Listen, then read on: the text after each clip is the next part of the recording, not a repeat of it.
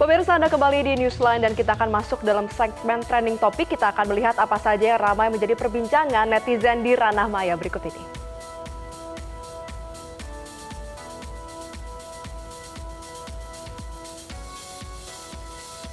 Ya, pemirsa, kita akan sama-sama melihat ternyata trending pencarian dari Google Trends ada 2.000 lebih pencarian yang topiknya membahas mengenai KPK melakukan OTT pegawai pajak. Ini pastinya menjadi viral ya perbincangan karena bahkan untuk konferensi persnya juga baru digelar dini hari tadi, di mana dari total 8 orang yang diamankan ada sekitar 5 orang yang ditetapkan sebagai tersangka. Nah, kira-kira apa saja yang menjadi penyebab dan juga motif dari dugaan penggelapan pajak ini? Kita akan sama-sama lihat pemirsa, karena ternyata Komisi Pemberantasan Korupsi atau KPK ini rampung menggelar ekspos perkara atas operasi tangkap tangan OTT di Jakarta Utara, dan selengkapnya akan kita bahas dalam segmen trending topik berikut ini.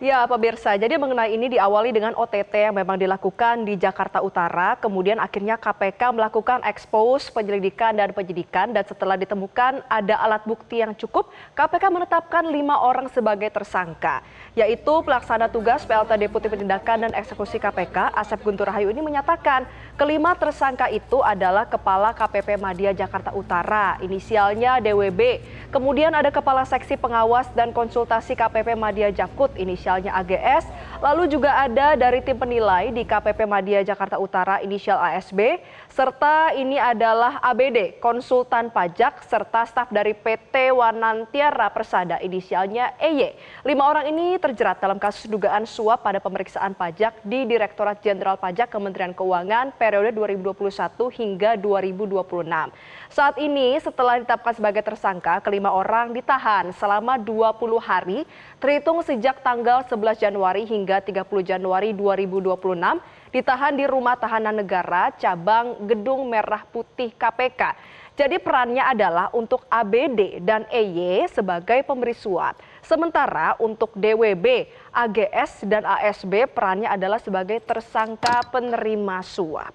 Ya, benar sekali Valeri dan juga pemirsa, namun berbeda dengan kasus OTT lainnya. Kali ini KPK tidak lagi memperlihatkan para tersangka saat jumpa pers, sehingga anak-anak media ini kemarin agak kaget begitu ya Valeri. Iya. Karena hal ini dilakukan KPK seiring mulai berlakunya KUHP yang baru yang menekankan azas praduga tak bersalah terhadap setiap tersangka.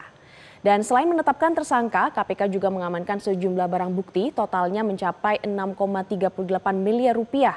Barang bukti itu berupa uang sebesar 793 juta rupiah dan 165.000 Singapura dolar atau setara dengan 2,16 miliar rupiah. KPK juga menyita emas seberat 1,3 kilogram senilai 3,42 miliar rupiah. Dan perkara ini dimulai saat PT Wanantiara Persada, PT WP, menyampaikan laporan kewajiban pajak bumi dan bangunan periode 2023 silam. Dan atas laporan tersebut, tim dari pemeriksa dari Kantor Pelayanan Pajak KPP Madya Jakarta Utara ini melakukan pemeriksaan guna untuk menelusuri adanya potensi kekurangan pembayaran PBB. Kemudian pajak dari Wanantiara Persada sejatinya kurang 75 miliar rupiah.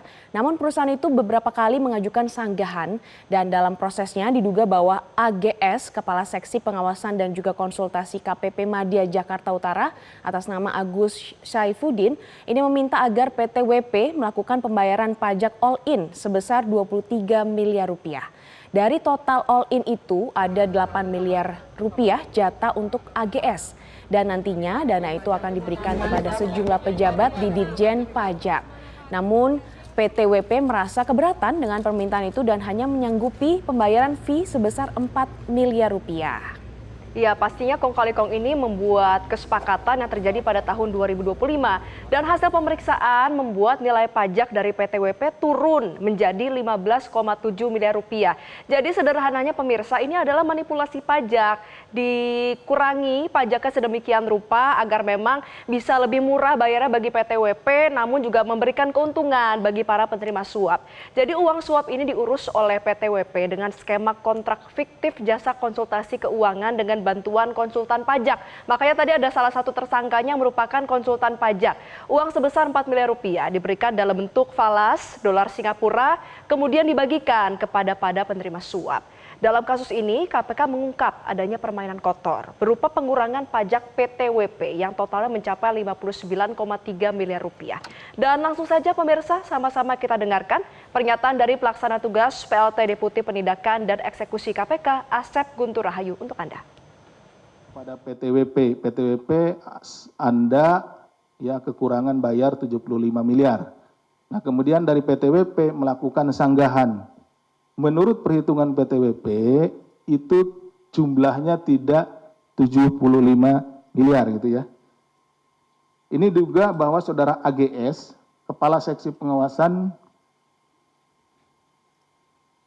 dan Konsultasi KPP Madya Jakarta Utara meminta agar PTWP melakukan pembayaran pajak all in. Jadi ini turun-turun terus ini. Jadi ada disampaikan 75 miliar. Kemudian disanggah tidak 75 miliar. Itu kan.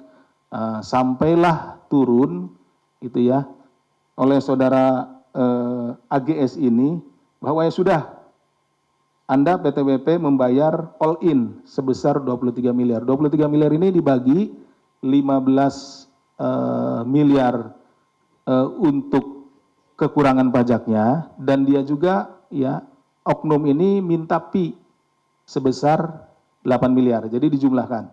Oke, makasih.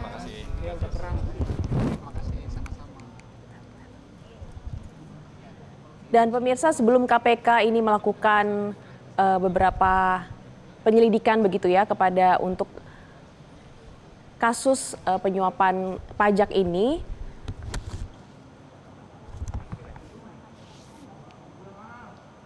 Ini visual dari juru bicara KPK ya, Glory Budi Ya, Prasetyo. Ini pastinya dia sedang memberikan pernyataan kepada awak media terkait dengan hal ini. Karena memang sebelum melakukan operasi tangkap tangan, Budi Prasetyo ini telah melakukan koordinasi dengan pihak Kementerian Keuangan, yaitu Purbaya Yudi Sadewa. Koordinasi yang dilakukan KPK dan Kementerian Keuangan ini pastinya tidak hanya terkait dengan penindakan saja, melainkan juga pendidikan anti korupsi serta pencegahan korupsi. Ini yang menjadi inti dari semuanya.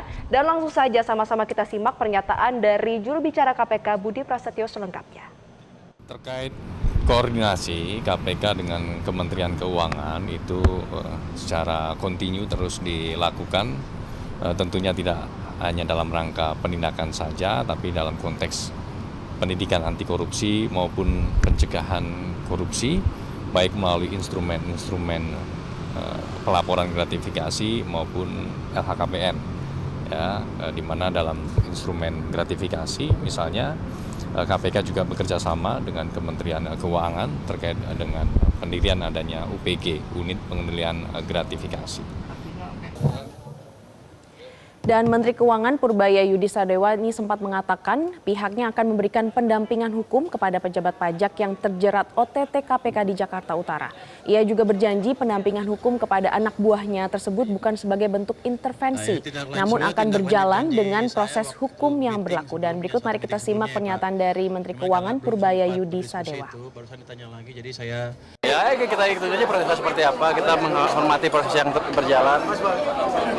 Kalau saya bilang itu mungkin bagus untuk shock terapi untuk orang pajak, tapi kita lihat seperti apa ininya, prosesnya seperti apa. Ya? Gimana? Karena pada dasarnya gini, kalau ada pegawai yang seperti itu, kita akan bantu dari sisi hukumnya. Artinya jangan sampai ditinggalkan sendiri, jadi ada pendampingan dari ahli hukum dari keuangan. Tapi prosesnya ya proses hukum seperti biasa. Jadi anak buah nggak akan kita tinggal, tapi kalau nanti ketemu ketahuan bersalah ya sudah.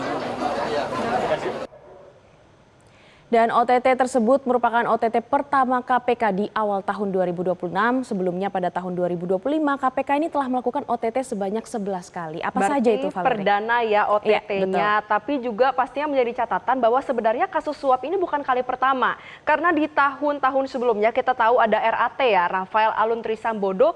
Kasusnya ini viral, menghebohkan publik dan juga mencoreng institusi di bawah komando Menteri Keuangan Purbaya Yudhisa Dewa.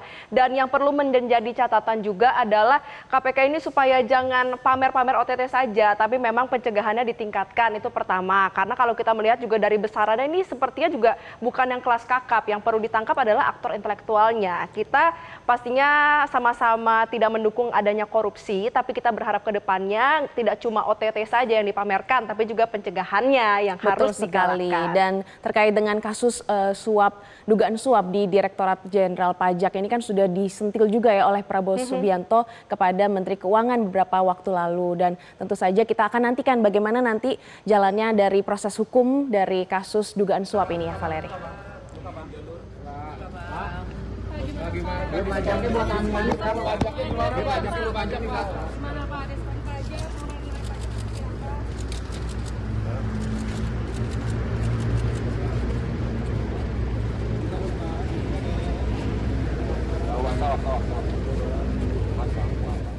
Jelajahi cara baru mendapatkan informasi. Download Metro TV Extend sekarang.